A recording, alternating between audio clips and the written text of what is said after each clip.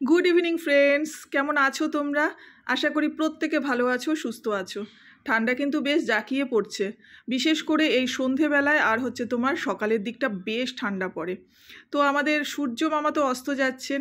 তা দেখো কি সুন্দর লাগছে দেখতে, পুরো আকাশটা না অরেঞ্জ কালার হয়ে গেছে। আর আমি এরকম ফটো ফেসবুকে পোস্ট করেছি। তা এত সুন্দর লাগে ব্যালকনি থেকে, জানি না ক্যামেরা কতটা ক্যাপচার করতে পারছে, কিন্তু আমি যে দেখছি পুরো আকাশটা অরেঞ্জ কালার হয়ে গেছে, এত সুন্দর দৃশ্য। এই জন্য আমি বারবার ব্যালকনিতে আসি, আমার এত ভালো লাগে।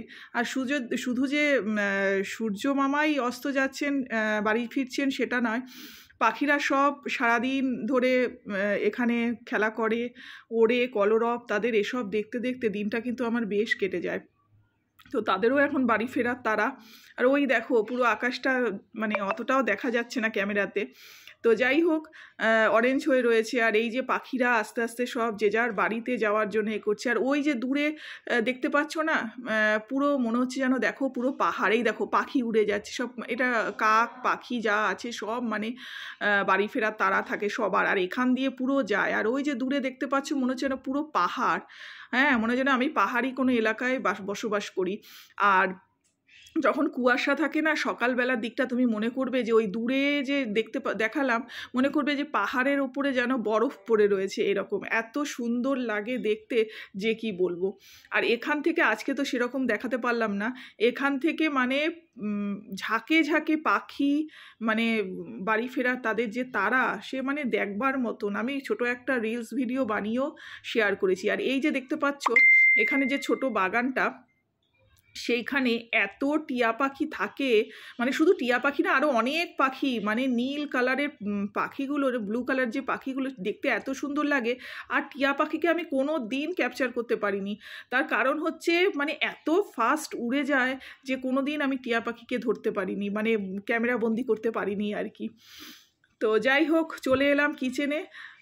মা আজকে একটু বেরিয়েছিল, তা মা ওখান থেকে আসার সময় আমি ফোন করে মাকে বলেছিলাম যে মা একটু মোয়া নিয়ে এসো। তো বাবা যে মোয়াগুলো কেনে না যে দোকান থেকে, বেশ বড় বড়, তো মা যে কিনেছে বেশি বড় ছিল না আর কি।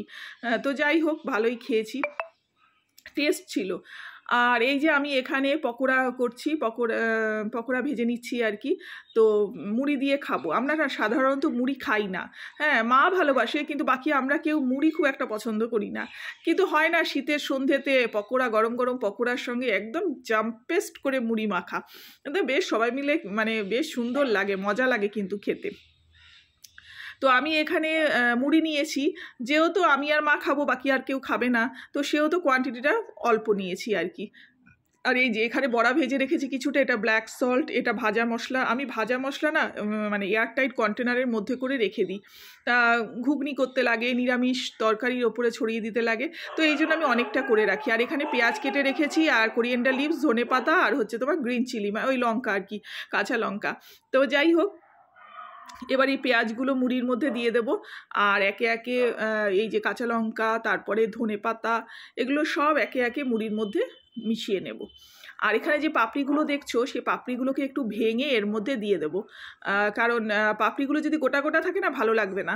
এমনি শুধু গোটা গোটা খেতে ভালো লাগে, কিন্তু মুড়ির সাথে এরকমভাবে ভেঙে মিশিয়ে দিয়েছি, যাতে আরও খেতে ভালো লাগে। এর সাথে একটু ব্ল্যাক সল্ট দিয়ে দেবো, আর মিশিয়ে নেব ভাজা মশলা, ব্যাস একদম দারুণ ফাটাফাটি আর কি। তো এই ভাজা মশলাটা না অনেকটা করে আমি এয়ারটাইটের মধ্যে রেখে দিই, তো তার জন্য আমার ভীষণ সুবিধা হয়। আর এর মধ্যে দিয়ে দিলাম সর্ষের তেল। সর্ষের তেল দিয়ে, একটু সর্ষের তেল বেশি করে দিলে পরে খেতে বেশ ভালো লাগে আর কি। তো যাই হোক, মোটামুটি যতটা না দিলে নয় ততটাই দিয়েছি, দিয়ে এবার ভালো করে মেখে নিলাম, কারণ তো আজকের ডেটে বেশি তেল খাওয়াও ঠিক নয় আর কি। তো যাই হোক, ভালো করে মেখে নিলাম। এবার কি করব, এই পকোড়াগুলো দিয়ে নিয়েছি, আর এই পকোড়ার মধ্যে থেকে একটা দুটো পকোড়া আমি কি করব, দুটো তিনটে পকোড়া মুড়ির মধ্যে মেখে নিয়েছি। তো যাই হোক, মুড়িটা আমরা খেতে থাকি। তোমাদের ভালো লাগলে কমেন্ট করো, লাইক করো, টাটা।